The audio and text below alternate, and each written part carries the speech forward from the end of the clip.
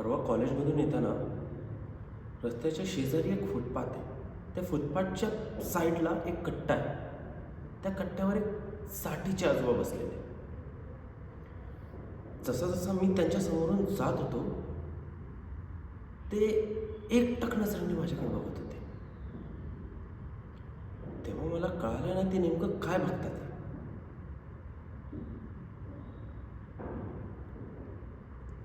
पण ते माझं निरीक्षण करत होते.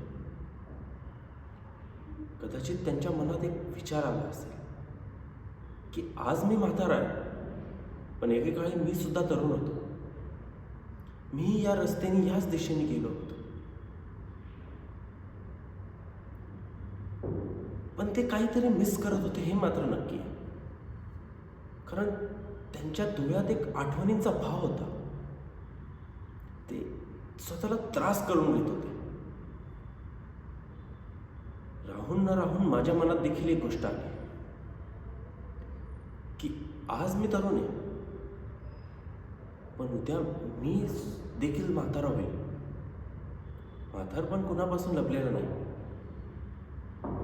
आज ज्या ठिकाणी ते आजोबा बसलेत, ज्या जागेवर ते बसलेत, उद्या मी सुद्धा त्याच ठिकाणी त्याच जागेवर बसलेलो असणार. आणि मी देखील जसं ते मला बघून त्रास करून घेत होते तसा त्रास करून घेईल.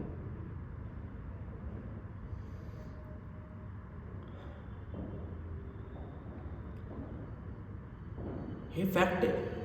जो माणूस आयुष्यात आलाय तो आयुष्यातून जाणार देखील. आयुष्य संपणार आहे असं ऐकून एक मला धडकी येते. मृत्यू म्हणजे भीतीदायक गोष्ट.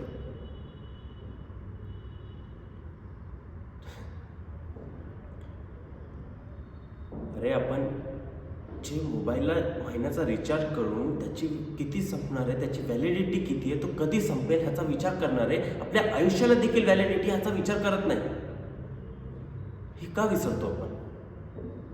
अरे आपण आयुष्यात आलोय तर आपण भरपूर चांगली कामे केली पाहिजे, तर कदाचित त्या आजोबांसारखा आपल्याला त्रास होणार नाही. अगर आयुष्यात आलोय आणि काही चांगली कामं करून जाणार हा विचार आधीच केला तर मला त्या आजोबांसारखा त्रास होणार नाही.